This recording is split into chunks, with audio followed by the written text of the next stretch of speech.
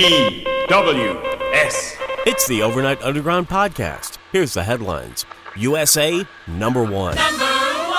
Boris gets the bug. Boris. Why always Boris? Naked on the bull market. Nice beaver.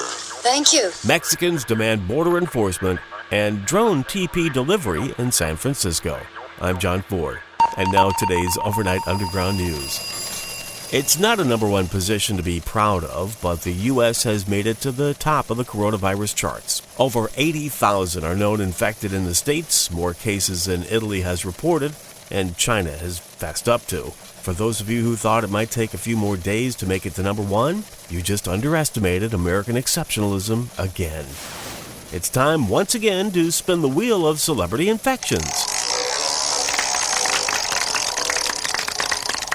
If you pick Prime Minister Boris Johnson, step right up and pick up your comb. Sky News is reporting that the British Prime Minister tested positive for coronavirus after experiencing mild symptoms. Johnson released the following statement on Twitter. I've developed mild symptoms of the coronavirus, that's to say a temperature and a persistent cough. And on the advice of the Chief Medical Officer, I've taken a test that has come out positive, so I am working from home, I'm self-isolating, thanks to the wizardry of modern technology to communicate with all my top team to lead the national fight back against coronavirus. For those wishing him death and politicizing his infection, this reporter says, are you really sure that you can handle schadenfreude on the order of this magnitude? Well, yesterday we reported on the massive 3.3 million jobless claims last week. Today we report that the U.S. Secretary of Treasury Steve Mnuchin has claimed on MSNBC, well, let's let him speak for himself. You know, to be honest with you, I just think these numbers right now are not relevant. Those numbers are certainly relevant to the folks out of work, dumbass. Look, we get what you're saying. Maybe all this is hopefully short term, and it will all come roaring back once the virus burns out.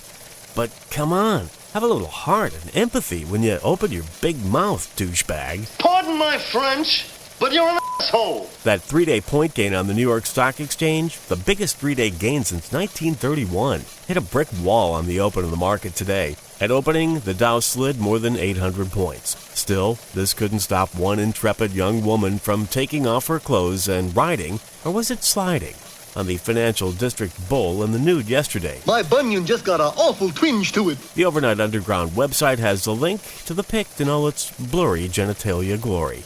It's sort of like Wall Street Japanese porn. You can check out that link at the overnightunderground.com website. Oh, the irony of ironies. Mexicans are demanding stricter border controls. That's little Joker. The BBC reports that those fabuloso Mexicans are demanding a crackdown on Americans crossing the border over fears of Americans infected with coronavirus spreading the virus south of the border. In Sonora, just south of Arizona, the Mexicans have promised to block traffic for a second day after closing a checkpoint on Wednesday. We don't need no stinking budget.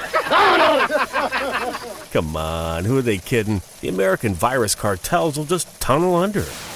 If it feels like your internet connection is slowing down, it probably is. With so many at home, the quarantined are using more and more bandwidth on the tubes, and it's slowing those tubes in many instances. According to Ookla, a broadband testing service, speeds have declined close to 5%. Deepfield, Nokia's analytics service, reports a 300% surge in remote conferencing programs in the last week. Video games have soared 400%. Maybe just a couple of you could try reading a book or listening to the radio from time to time. A radio? What? But so big, green, with numbers and lots of knobs? Well, here's something useful. Lots of folks have been using the quarantine to pick up a new skill or spend some time upgrading a skill. Fender, the guitar company, is offering free online guitar courses for 3 months for the first 100,000 to sign up. Sign up at fender.com/play. The link is also available on the Overnight Underground website. Bob Dylan has released a new song to the quarantined world. After 8 years of not releasing an original song, Dylan unleashes the tune Murder Most Foul, a 17-minute, lyrically rambling original sure to delight Dylan fans and disgust Dylan detractors. It's available to stream and download on multiple platforms, and once again, if you can't find it yourself, that link is available on the overnightunderground.com website. Dylan tweeted to all of us with wishes to, quote, stay safe. No, wait. Stay safe, stay observant, and may God be with you. San Francisco may be on lockdown, and a lot of folks are running low on toilet paper because of you damn hoarders. Still, one clever techie found a good use for his drone. He used his drone to deliver a roll of toilet paper to a friend in need across San Francisco. The link, again, available on the Overnight Underground website. It's a pretty cool distraction to watch. Thank God the roll didn't start unraveling during its travels. I'm kind of surprised no one has TP'd someone's house using a drone yet. Shh, don't give anyone any ideas. N-E-W-S.